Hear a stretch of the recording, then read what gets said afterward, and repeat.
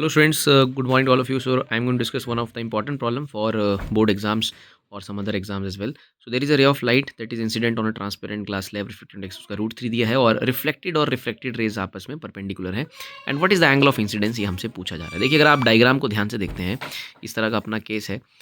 ये हमने बना दिया यहाँ पर normal, this is our angle of incidence और ये हमारी रिफ्लेक्टेड रे है और रिफ्लेक्टेड रे का एंगल है R. As we know that angle I और एंगल आर जो है वो सेम होते हैं and there is also some refracted ray there, एक रिफ्रैक्टेड रे भी है वहाँ पर।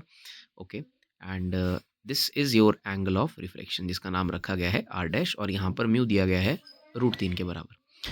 और स्टूडेंट्स ये कहा गया है कि जो रिफ्लेक्टेड रे है और जो रिफ्रैक्टेड रे है उन दोनों में 90 डिग्री का एंगल है और हमें आई का पता करना है। तो देखिए आई का पता करना है, सबसे पहले तो आप स्नेल्स लॉ लगाएंगे।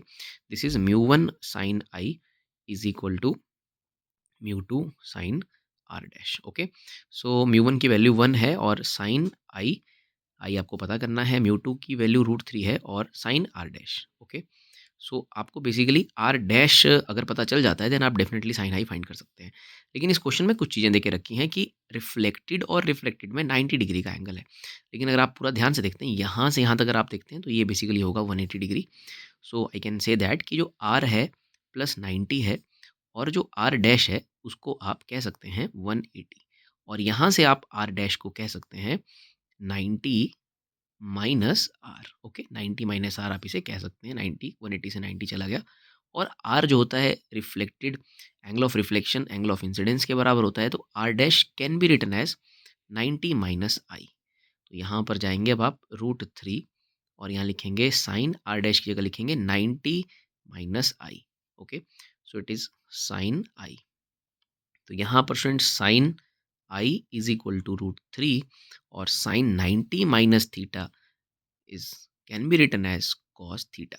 Okay sine 90 minus theta is cos theta और फिर ये बनेगा sine I upon sine R is equal sorry sine I upon cos R. Sine I upon ये कॉस नीचे उतरेगा cos I that can be written as √3। Okay because अभी हमने जो आर डैश है उसको चेंज कर दिया 90 माइनस आई में और 90 minus I can be written as cos I. Okay sine 90 minus theta होता है कॉस थीटा, तो sine I upon cos I can be written as √3 जो कि होता है टेन आई और टेन आई का वैल्यू आ रहा है √3 और टेन की वैल्यू √3 होती है स्टूडेंट्स जब आपका एंगल होता है 60 डिग्री। तो यहाँ से आई का आंसर आपको मिल जाएगा। सो आई इज 60 डिग्री।